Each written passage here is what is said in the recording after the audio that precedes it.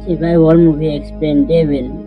इस कहानी की शुरुआत में हमें डिटेक्टिव बॉर्डन को दिखाया जाता है, जो अपने साथी डिटेक्टिव के साथ एक जगह पर पहुंचता है जहां पर एक आदमी की मृत्यु हो चुकी है। उसके हाथ में पवित्र रोजरी बीड्स होते हैं, साथ ही उसने एक नोट लिखा होता है। दरअसल इसने अपनी जान खुद ली है क्योंकि इसने डेविल को महसूस किया होता है।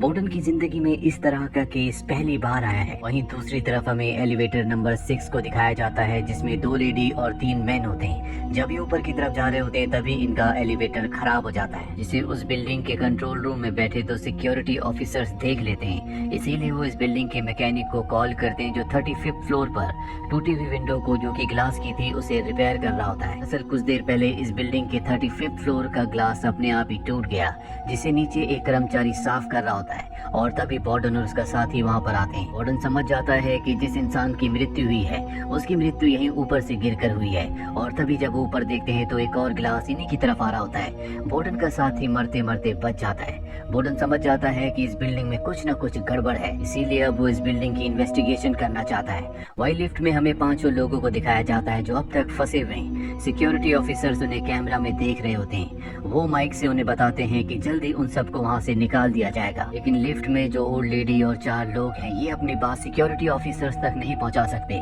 क्योंकि लिफ्ट का जो माइक होता है वो खराब होता है। साथ ही यहाँ पर बार बार लिफ्ट में लाइट ब्लिंक भी कर रही होती है, और तभी इनमें से एक लड़की जिसका नाम सैरा है वो गिर जाती है। उसकी पीठ जख्मी हो जाती है और वो इसका आरोप लिफ्ट में फंसे एक सेल्समैन पर लगाती है क्योंकि वो उसके पास ही खड़ा था।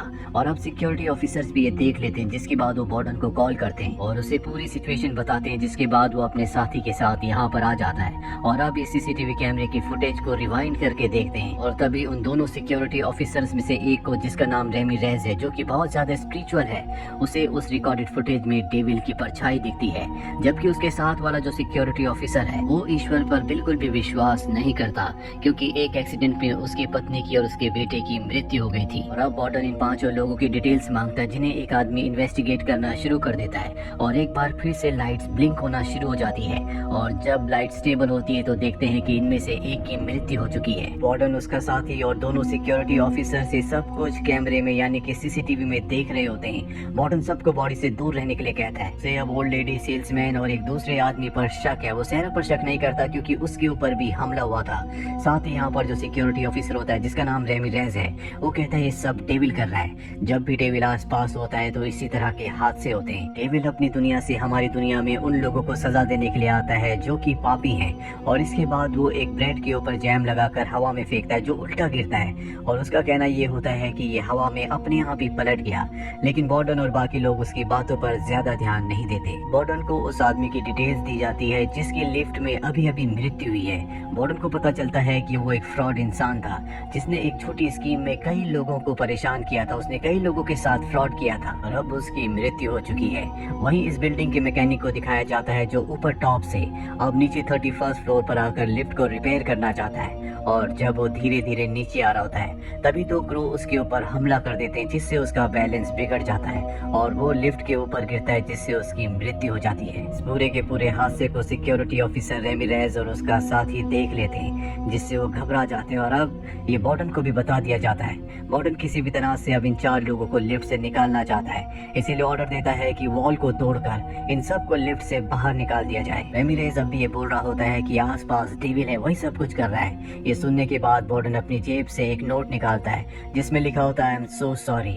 वो बताता है कि मेरी पत्नी और मेरे बेटे का एक्सीडेंट हो गया था, जिसमें उनकी मृत्यु हो गई, और जिसने एक्सीडेंट किया था उसने ये नोट वहाँ पर छोड़ दिया। मैं किसी डेविल, किसी ईश्वर पर कोई भी विश्वास नहीं करता। वो इन दोनों सिक्योरिटी ऑफिसर्स को कहता है कि मुझे पुरानी रिकॉर्डेड फुटेज दिखाओ, और जब ये उसे देखते हैं तो लिफ्ट में फंसा हुआ एक लड़का, जिसका नाम टोनी है, वो बैग लेकर इस बिल्डिंग के अंदर आया था, लेकिन अब लिफ्ट के अंदर उसके पास वो बैग नहीं होता, इसीलिए इन्हें उस पर शक होता है। और जब ये ओल्ड लेडी के रिकॉर्डेड फुटेज को देखते हैं तो उसने भी किसी के पर्स को चोरी किया था, यानी कि वो भी करप्ट है। और एक बार फिर से लिफ्ट में लाइट ब्लिंक होना शुरू हो जाती है, साथ ही लिफ्ट में अजीब अजीब सी आवाजें आ रही होती हैं। और जब लाइट स्टेबल होती है तो ये सब देखते हैं कि ओल्ड लेडी की मृत्यु हो चुकी है।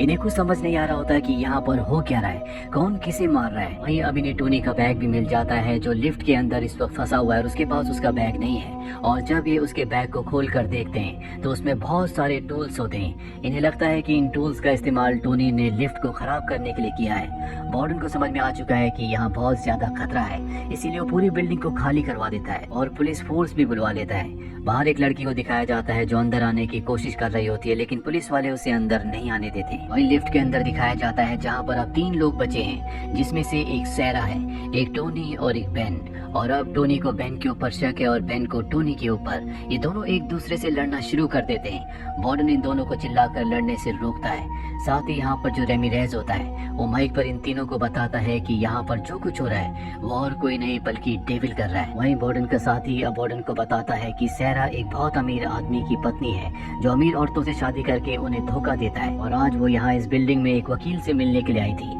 वार्डन जब उस वकील से मिलता है तो वकील उसे बताता है कि सैरा को उसके पति की असलियत पता चल गई थी, इसीलिए वो अपने पति को डिवोर्स देने के सिलसिले में मुझसे मिलने के लिए यहाँ पर आई थी। और अब यहाँ पर रेमिरेज के साथी को यानी कि सिक्योरिटी ऑफिसर को दिखाया जाता है जो नीचे बेसमेंट में पानी के एक वॉल को बंद करने के लिए जाता है।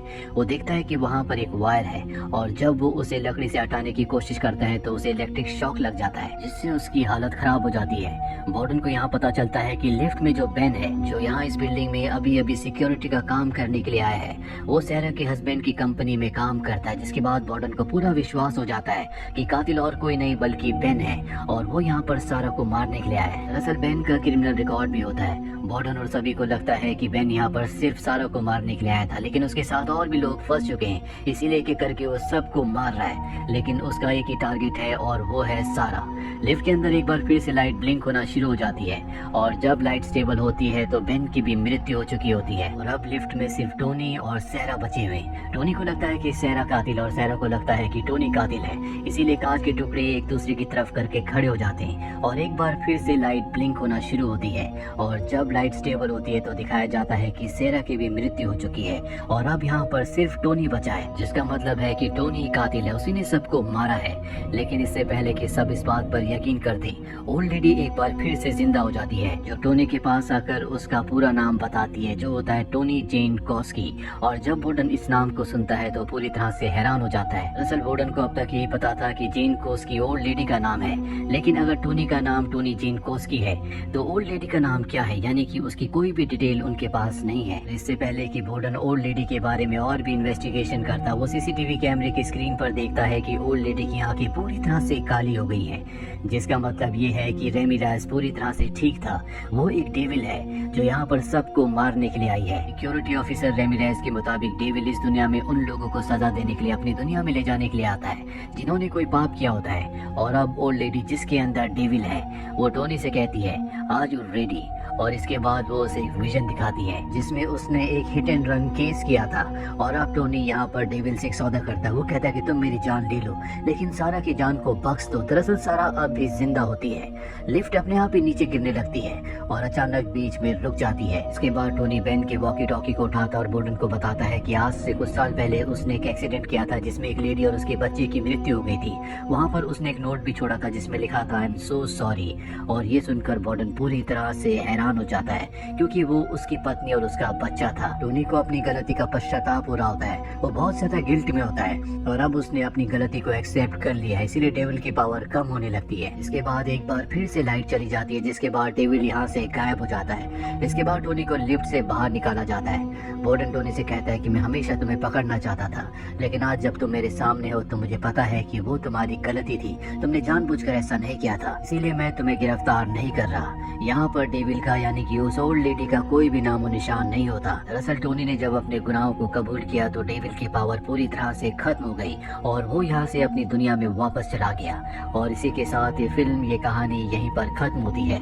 इस कहानी में हमें दिखाया गया है कि किस तरह से डेविल उन लोगों को सजा देता है जो बुरे काम करते हैं, दुनिया को धोखा देते हैं, और साथ ही डेविल उन लोगों को नुकसान नहीं पहुंचा सकता जो सच्चे हैं, जिन्हें अपनी गलतियों का एहसास है, जो अपनी गलती दूसरों के आगे कन्फेस कर लेते हैं। तो ये थी पूरी कहानी फिल्म डेविल की। उम्मीद करते हैं कि ये कहानी आपको पसंद आई होगी।